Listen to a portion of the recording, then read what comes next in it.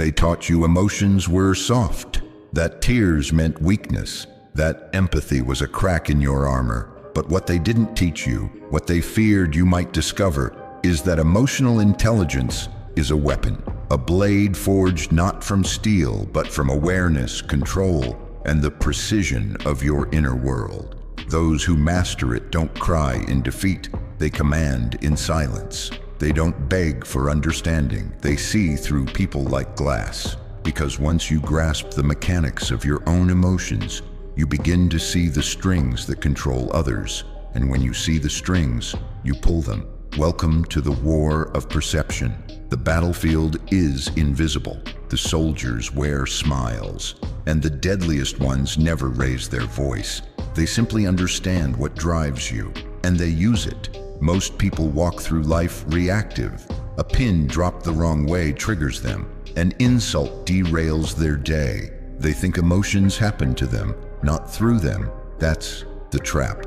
That's where they lose. Because if you don't control your emotional state, someone else will. And believe me, someone already does. Whether it's the media, your boss, your past, or your fear of not being enough, something is pulling your strings while you pretend you're in control. Emotional intelligence isn't about being soft. It's about being dangerously aware, knowing your triggers, naming your emotions, understanding your internal patterns so well that no one else can hijack them. That's power, real, silent, psychological dominance, the kind that changes the temperature of a room when you walk in, the kind that doesn't flinch when chaos erupts because you've already mastered your inner storm. The emotionally intelligent don't run from pain, they interrogate it. They sit with their fear, not to befriend it, but to break it down, analyze its roots, and strip it of its power. They don't lash out when provoked.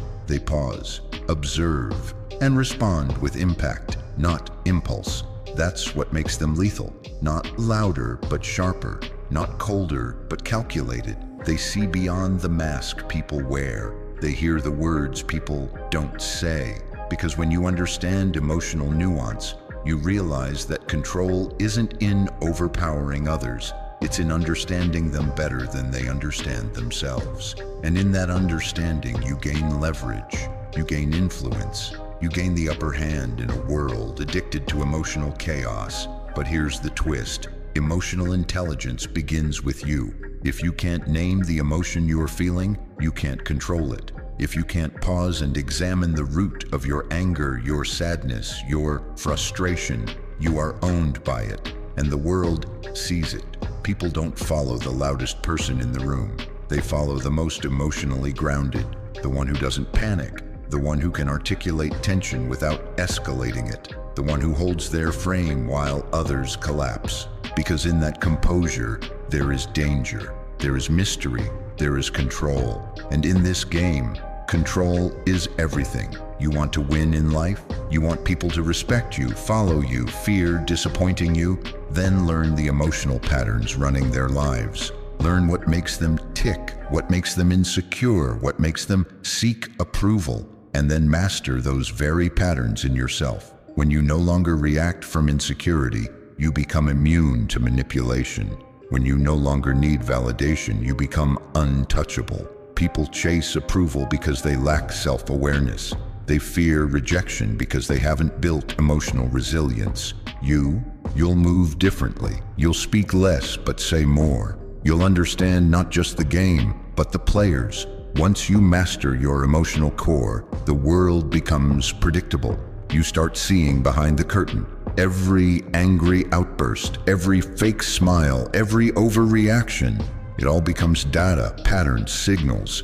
You stop reacting and start calculating. Emotional intelligence turns you into a strategist, because now you're not just feeling, you're reading the battlefield in real time. When someone's voice rises, you sense the insecurity behind it. When someone goes silent, you catch the tension they're trying to bury.